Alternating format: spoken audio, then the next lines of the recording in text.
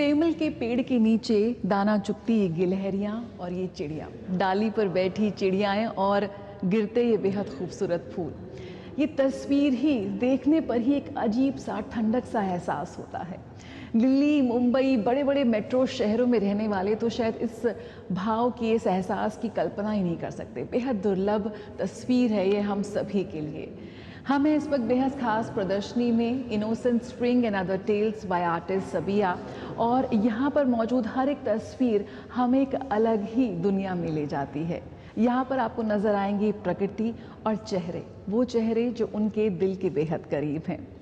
इसी खास प्रदर्शनी के साथ आइए स्वागत करते हैं आप सभी का हमारे खास कार्यक्रम रंग तरंग में।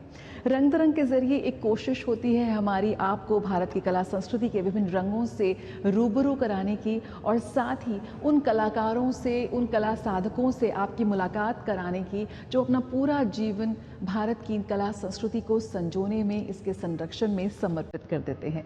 तो आइए शुरुआत करते हैं रंग तरंग की, और सबसे पहले आपको दिखाते हैं इस बेहद खूबसूरत प्रदर्शनी की एक झलक।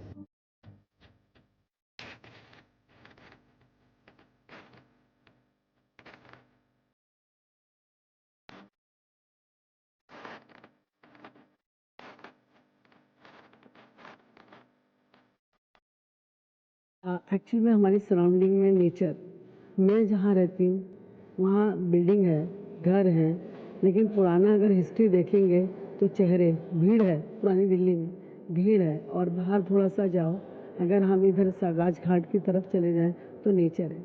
या हम बाहर निकलते हैं तो नेचर ही नज़र आता है, मुझे तो नज़र आता है। बाकी पता नहीं, क्योंकि मैं मोबाइल से ज़्यादा रूबरू नहीं होती हूँ। रास्ते में जब मैं निकलती हूँ तो मैं पेड़, बर्ड्स ये ज़्यादा देखती हूँ, क्लाउड्स देखती हूँ, तो ये मेरे ज़्यादातर बहुत नज़दीक है मेरे नेचर। Nature is powerful. हाँ, मैं एक्सप्रेशंस पे मेरा ज़्यादा जोर रहता है, और मेरे घर में, मेरी फैमिली में हम 7 बहनें हैं, भांजियाँ हैं, हम सब मिलजुल करके रहते हैं। तो और मेरे स्कूल में टीचर्स मतलब मुझे अट्रैक्ट करती हैं, जैसे उनके एक्सप्रेशंस।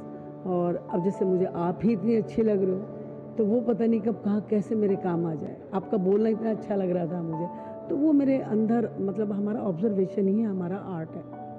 तो हर टाइम हमें अपनी आँख खुली रखनी होती है। आर्ट सब तरफ है, बस एक नज़र चाहिए।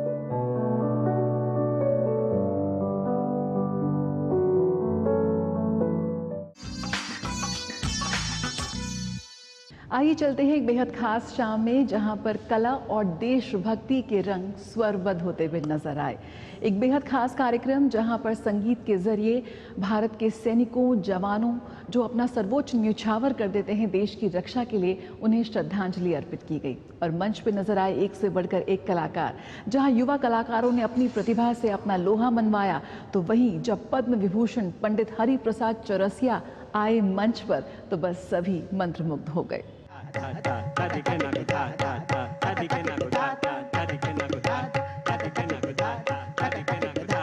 राजधानी नई दिल्ली में एक बेहद खास शाम में देशभक्ति और संगीत का संगम देखने को मिला, जब पंडित चतुरलाल मेमोरियल सोसाइटी ने प्रस्तुत किया अमर ज्योति कार्यक्रम का 28वां संस्करण।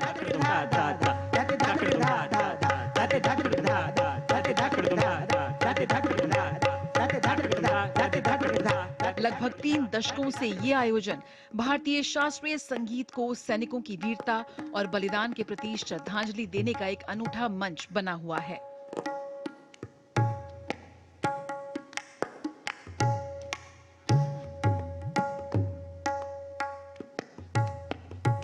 इस वर्ष का कार्यक्रम विशेष रूप से यादगार रहा। इस कार्यक्रम में शिरकत की शास्त्रीय संगीत की दुनिया के दिग्गज पद्म विभूषण पंडित हरि प्रसाद चौरसिया ने, जिन्होंने अपनी बांसुरी की मधुर ध्वनियों से सभी को मंत्रमुग्ध कर दिया।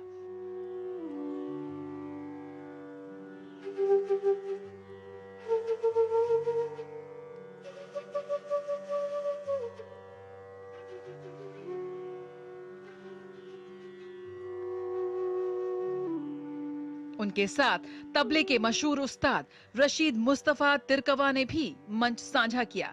दोनों कलाकारों की संगति, परंपरा और गहराई से भरपूर प्रस्तुति रही।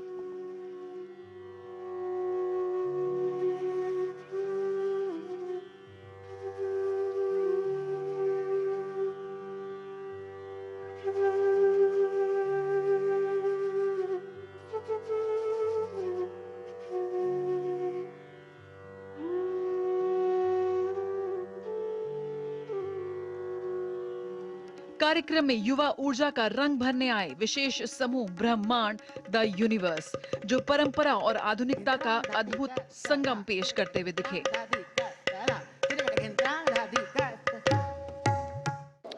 आज का कार्यक्रम बहुत ही खास था, स्पेशली क्योंकि बहुत बहुत ज़्यादा दिल्ली के जितने भी रसिक थे सब ने बहुत प्यार दिया।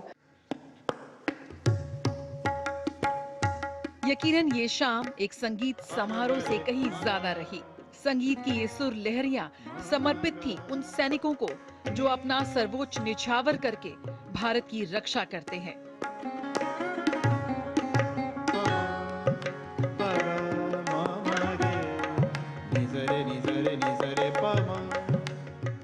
यकीनन संगीत केवल कला नहीं, बल्कि उन सैनिकों को आभार व्यक्त करने का भी एक बेहद सशक्त माध्यम बना।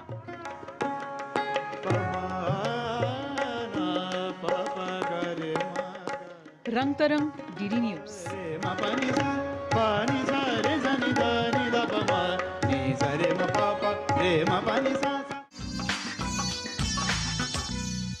पद्म विभूषण डॉक्टर सोनल मानसिंह, एक प्रख्यात नृत्यांगना, गुरु, विचारक। डॉक्टर सोनल मानसिंह का जीवन सिर्फ नृत्य तक ही सीमित नहीं है। उन्होंने भारत की कलाओं को, परंपराओं को, विरासत को, आध्यात्म को पूरे विश्व में एक अलग पहचान दिलाने में उनकी भूमिका अहम रही है। हाल ही में एक बेहद खास कार्यक्रम के दौरान उनकी पुस्तक अ जिगजैग माइंड पर परिचर्चा का आयोजन किया गया, जिसमें शिरकत की कई गणमान्य व्यक्तियों ने। यकीनन डॉक्टर सोनल मानसिंह द्वारा लिखित ये पुस्तक अ जिगजैग माइंड एक महत्वपूर्ण सांस्कृतिक दस्तावेज के रूप में उभर रही है। इंदिरा गांधी राष्ट्रीय कला केंद्र ने प्रसिद्ध नृत्यांगना और पूर्व सांसद पद्म विभूषण डॉक्टर सोनल मानसिंह की पुस्तक अ जिगजैग माइंड के संशोधित संस्करण पर एक विशेष परिचर्चा का आयोजन किया। कार्यक्रम के मुख्य अतिथि भारत के पूर्व राष्ट्रपति रामनाथ कोविंद थे और इसमें राष्ट्रीय स्वयंसेवक संघ के सर कार्यवाह श्री दत्तात्रेय होसबाले ने सम्मानित अतिथि के रूप में शिरकत की। परिचर्चा सत्र की अध्यक्षता IGNCA के सदस्य सचिव डॉक्टर सचिनानंद जोशी ने की। इस कार्यक्रम में अ जिगजैग माइंड में वर्णित विचारों पर एक प्रभावी चर्चा हुई और साथ ही इसके नए संस्करण का विमोचन भी किया गया। ये नया संस्करण पद्म विभूषण डॉक्टर सोनल मानसिंह की एक कलाकार, गुरु, विचारक और सांस्कृतिक प्रतीक के रूप में असाधारण यात्रा को दर्शाता है। एक ही क्षण में कितने परसेप्शंस आते हैं, वो इतना सुंदर श्लोक, यही हमारा जीवन है, यही हम सब हैं। Perception is the key. और वहाँ पे सर्पेंट एंड द रोप वाला मामला नहीं है। Every perception is as valuable as any other. तो मुझे आशा करती हूँ कि जिगजैग माइंड को आप पढ़ेंगे। सरल भाषा है, कोई जड़बा तोड़ लैंग्वेज नहीं है, सरल भाषा है। मैं जैसी सरल हूँ, मेरे विचार सरल हैं, मेरे परसेप्शन सरल हैं। आप जरूर पढ़िएगा। ये प्रतिष्ठित पुस्तक भारत की सांस्कृतिक शालीनता को दर्शाती है, जिसमें गुरु शिष्य परंपरा, भारतीय कला में धर्मनिरपेक्षता, नदी संस्कृति और भारतीय परंपराओं की सूक्ष्म परतों जैसे विषयों पर गहराई से चर्चा की गई है। यकीनन ये पुस्तक डॉक्टर सोनल मानसिंह के विशिष्ट कलात्मक अनुभवों का एक मनमोहक संकलन है। रंग तरंग, DD news.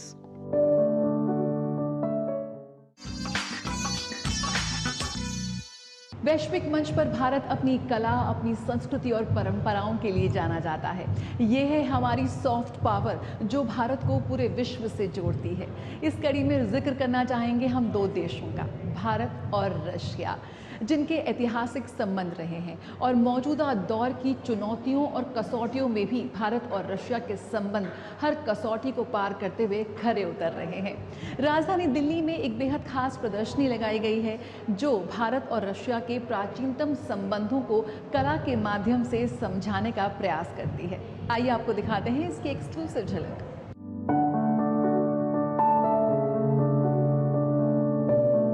Russia and Indian view, ये प्रदर्शनी भारत रूस के अटूट संबंधों का जश्न मनाती है। रूसी दूतावास के सहयोग से रशिया एंड इंडियन व्यू के दूसरे संस्करण का आयोजन राजधानी दिल्ली स्थित रशियन कल्चर सेंटर में किया गया है। इस अनोखी प्रदर्शनी में भारतीय कलाकारों, लेखकों और विचारों की तस्वीरों, चित्रों, मूर्तियों, इंस्टॉलेशंस, साहित्यिक कृतियों और यादगार वस्तुओं के साथ-साथ रूसी कलाकारों की कृतियों के एक विविध संग्रह को प्रस्तुत किया गया है। It's connected not only people, but the hearts of the people and minds of the people. We are very happy that for the second year here, we have already traditional exhibition, Indian Russian View, and dozens of Indian artists presented here their works. It has a great attraction also for Russian compatriots and of course for Indians. And I know that a lot of my colleagues from the embassy and other Russian diplomatic staff came here and they were impressed really. ये प्रदर्शनी दर्शाती है कि कैसे पीढ़ियों से भारतीयों ने रूस को अपनी कल्पना में देखा और महसूस किया है। रशिया और इंडिया की जो समानताएं हैं और जो विभिन्नताएं हैं उनको जो है लेकर जो है सामने आए हैं। और जो हमारे आर्टिस्ट भी हैं वो चाहे अभय कुमार जी हों जो डिप्टी डायरेक्टर जनरल हैं आईसीसीआर के, या विनोद भारद्वाज जी हों जो काफ़ी सीनियर आर्ट क्रिटिक हैं, जिन्होंने पोएम हमें दी है जब वो लेनिनग्राद गए थे आज से कई साल पहले 1989 में, जब उनको jury for a film festival बुलाया गया था। तो जो लीना जो उनकी इंटरप्रेटर थी वहाँ पे, और जो उनके साथ जो उनके और उनकी वाइफ के जो है काफ़ी अच्छे संबंध रहे, काफ़ी समय तक रहे, और उनकी याद में उन्होंने एक पोएम लिखी थी जो अंततः उस इंटरप्रेटर लीना तक नहीं पहुंच पाई, जो एक दुख उनको हमेशा के लिए रह गया। बट वो पोएम इसका पार्ट है, क्योंकि ये जो एग्जीबिशन है ये सिर्फ आर्ट को नहीं दर्शाती है, ये वो रिश्तों को उजागर करने की कोशिश करती है, वो मेमोरीज को निकाल के बाहर लाती है जिनके थ्रू हम कैसे लोग जो हैं वो अर्स्टवाइल यूएसएसआर को और रशिया को कैसे जो है वो याद करते हैं, जिन लोगों ने वहाँ ट्रैवल करा है, वहाँ रहे हैं। प्रदर्शनी का उद्देश्य कला, स्मृति और आपसी सम्मान की भाषा के माध्यम से दोनों देशों के बीच साझा आदर्शों और ऐतिहासिक पलों को फिर से जीवंत करना है।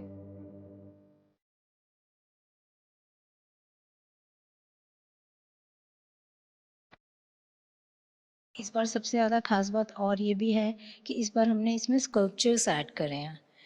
जैसे कि आप देख रहे हैं ये एक स्कल्पचर है, विनायक निगम एक आर्टिस्ट है उन्होंने, और ये स्क्रैप से बनाया हुआ है। और ये है रशिया की मोस्ट फेमस मातृष्का डॉल, जो रशिया जिसके लिए जाना जाता है, तो वो इन्होंने बहुत ही खूबसूरती से इसको बनाया है। इसी तरीके से एक रशियन ड्रैगन है वहाँ बनाया हुआ है एक दूसरे आर्टिस्ट ने, और इसी तरीके से और भी बहुत सारी चीज़ें हैं। किसी की इंस्टॉलेशन है आप देख रहे हैं यहाँ, तो सबकी रशिया की जो यादें हैं, हर कोई अपने आप को रशिया से कैसे जुड़ा हुआ महसूस करता है, वो सब यहाँ पर एक्सप्रेस कर पाए हैं। भारत रूस संबंधों की गहराई को व्यक्त करती इस प्रदर्शनी में युवा कलाकारों की भागीदारी भी उल्लेखनीय है। रशिया जो है मेरे दिल के काफ़ी करीब है। डिप्लोमेटिकली, कल्चरली, हिस्टोरिकली मैं काफ़ी ज़्यादा अपने आप को क्लोज फील करता हूँ। एंड इस साल मई के महीने में मुझे हरमिटाज जाने का मौका मिला एंड मैंने वहाँ पे जो है अपनी पेंटिंग्स डिस्प्ले करी सीज ऑफ लेनिनग्राद के ऊपर, जो कि द्वितीय विश्व युद्ध के टाइम पे हुई थी। एंड मैं काफ़ी लकी अपने को फील करता हूँ बिकॉज मैं पहला भारतीय हूँ जिसने हरमिटाज के अंदर भारतीय झंडा लेके गया है। Russian artists are like very amazing with their brushworks, तो उसको काफ़ी ज़्यादा एडमायर करता हूँ। और मेरी पेंटिंग भी मैंने जैसे ब्रशवर्क्स के साथ खेला है, उसमें मैंने इस पेंटिंग को हीलियोस्फेयर नाम दिया है। ये एक सोल्जर की पेंटिंग है और he is the one who fought for 200 days and ये पेंटिंग मदर कॉल के अगेंस्ट में है। और इसमें मैंने जानबूझ के कलर्स में red colour, blue colour add करा है just to show the power of this person. और इस एग्जीबिशन से मैं काफ़ी खुश हूँ और इस बार काफ़ी ज़्यादा वैरायटी भी है, काफ़ी ज़्यादा कलर भी है। ये प्रदर्शनी रूस के समृद्ध इतिहास, प्रकृति और आधुनिक रूप को दर्शाती है। यकीनन जिस तरह भारतीय कलाकारों ने रूस की सुंदरता को अपनी कला में उतारा है, वह सराहनीय है।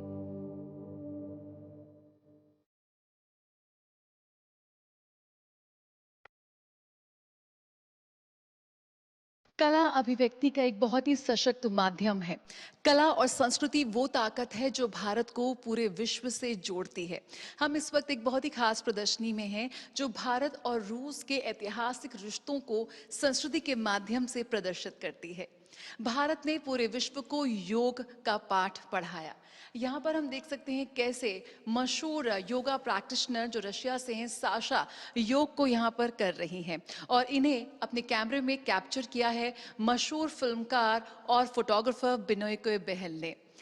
भारत और रूस के संबंधों को दर्शाती इस प्रदर्शनी का ये दूसरा संस्करण है जिसमें इस बार तस्वीरों के साथ साथ आपको स्कल्पचर्स भी नजर आएंगे।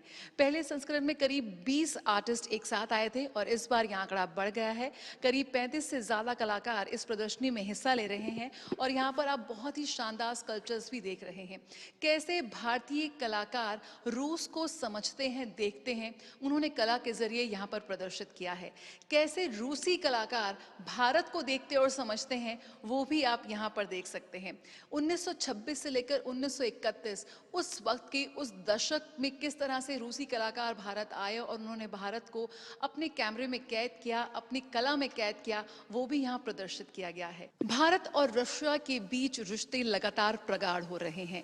दोनों की कला और संस्कृति में जो सिमिलैरिटीज हैं, जो समानताएं हैं, कहीं ना कहीं विभिन्न मंचों पर भारत और रूस को एक साथ लाकर खड़ा करती हैं और ये प्रदर्शनी उस लिहाज से बेहद ऐतिहासिक है क्योंकि ये इन प्रगाढ़ होते रिश्तों में अपनी भी एक अहम भूमिका निभाती हुई नजर आती है। ऐसी प्रदर्शनियां संस्कृतियों को करीब लाती हैं। ये प्रदर्शनी कला के विविध रूपों के माध्यम से भारत और रूस के बीच सांस्कृतिक संवाद को भी बेहद खूबसूरती से उजागर करती है। जया सिन्हा, रंग तरंग, डीडी न्यूज।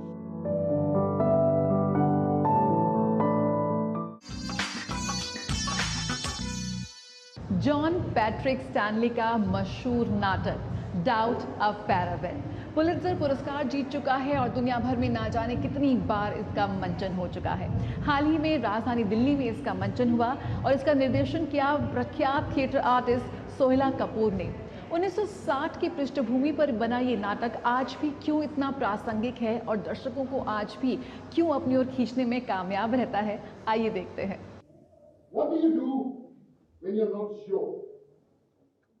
सोहेला कपूर द्वारा निर्देशित और अनुराधा डार द्वारा निर्मित डाउट, इस नाटक में संजीव देसाई, कविता सेठ, आरती नायर और कृतिका भाटिया जैसे कलाकारों ने अपनी दमदार अदाकारी से दर्शकों का मन मोह लिया।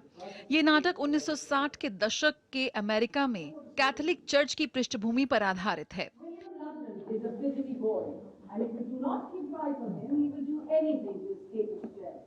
He would set his foot on fire for half a day out of school. But why? He has a restless mind. Well, that's good. No, it's not. नाटक में संदेह, शक्ति और आस्था के जटिल सवालों को बड़ी संवेदनशीलता से उठाया गया। ये दर्शकों को सोचने पर मजबूर करता है कि क्या हम वास्तव में सच्चाई जान सकते हैं या केवल वही जो हम मानना चाहते हैं। So come up with a routine of what you do. Shift your weight, move your hips. You think that's funny, right? What's funny is you never get. Doubt जो प्ले है ये टोनी और पुलित्जर अवार्ड विनर है और इनके जो writer हैं वो स्क्रीन प्ले राइटर भी हैं और वो अकेडमी अवार्ड जीत चुके हैं किसी और फिल्म के लिए। और ये एक फिल्म भी बनी थी इसकी, मेरिल स्ट्रीप ने उसमें स्टार किया था। उसमें जितने जो 4 मेन कैरेक्टर्स हैं जो हम स्टेज पर दिखाएंगे, they are all academy award nominees.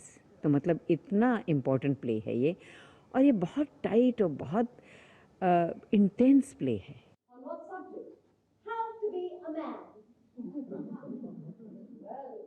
Doubt एक ऐसा नाटक है जो समय और भूगोल से परे है। ये आज भी उतना ही प्रासंगिक है जितना 1960 के दशक में था। ये एक दर्पण है जो हमारी असुरक्षाओं को दर्शाता है और हमें ये पूछने पर मजबूर करता है कि क्या हम वाकई में सच्चाई को जानते हैं।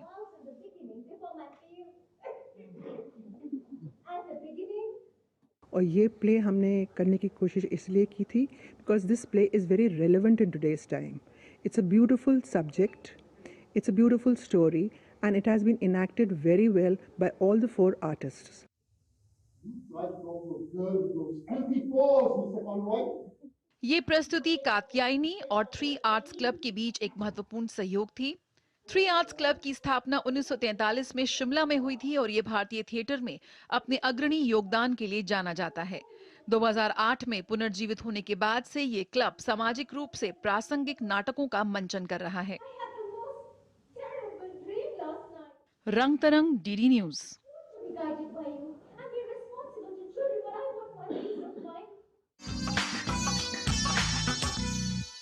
सेरेमिक की कला एक बहुत ही प्राचीन कला है, लेकिन आज भी आर्टिस्ट उसका बहुत ही बखूबी इस्तेमाल कर रहे हैं।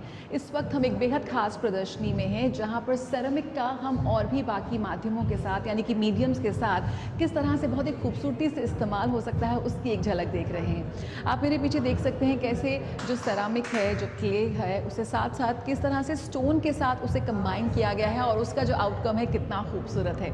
इसी तरह से आर्टिस्ट रितिका ने अपनी इस प्रदर्शनी को नाम दिया है पोएम एंड द ब्लूम, और किस तरह से एक नई शुरुआत होती है उसकी झलक इस प्रदर्शनी में देखी जा सकती है। यहाँ पर उन्होंने सेरामिक को विभिन्न चीज़ों के साथ कंबाइन किया है, स्टोन वेयर, ग्लास, और यकीनन ये बहुत ही खूबसूरत लग रहा है। आइए आपको दिखाते हैं इस प्रदर्शनी की झलक और क्या कुछ सोच रही उनकी इन तमाम कृतियों के पीछे, वो भी जानते हैं।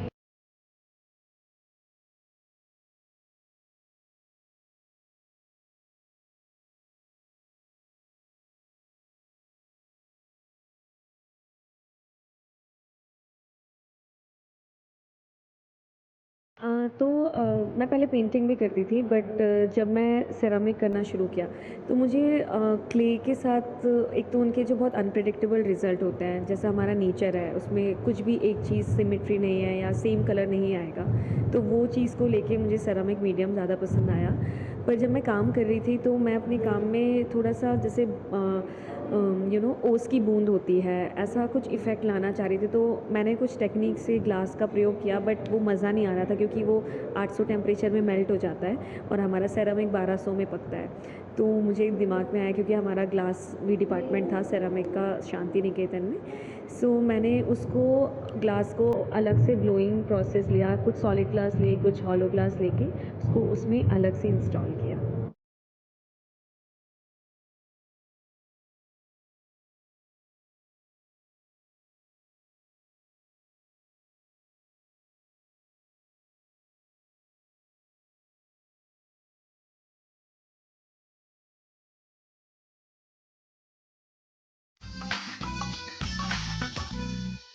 आर्टिस्ट सबिया ने अपनी इस पेंटिंग को नाम दिया है अ मोमेंट बिटवीन अस। पेड़ की छाँव में कुछ सहेलियां बैठकर आम खा रही हैं। आखिरी बार आपने पेड़ से तोड़कर फल कब खाया होगा, शायद याद नहीं आ रहा होगा, लेकिन ये तस्वीर हमें कहीं ना कहीं गांव में ले जाती है, सच्चे असली भारत में ले जाती है। साथ में देख सकते हैं तोते भी बैठ के वही आम खा रहे हैं। कैसे प्रकृति और मनुष्य और इन पक्षी पंछियों का जो कोएग्जिस्टेंस है उसे सबिया ने यहाँ पर दिखाने का प्रयास किया है। यही तो हमारा मंत्र भी है, कैसे कला के ज़रिए आप एक बहुत ही सुकून भरे संसार की कल्पना कर सकते हैं। इसी के साथ रंग तरंग का आज का ये अंक हम यहीं ख़त्म करते हैं। मुलाकात होगी आपसे अगले हफ्ते इसी दिन इसी वक्त पर। तब तक आप यूं ही कला के किसी न किसी माध्यम से खुद को ज़रूर जोड़े रखें। नमस्कार।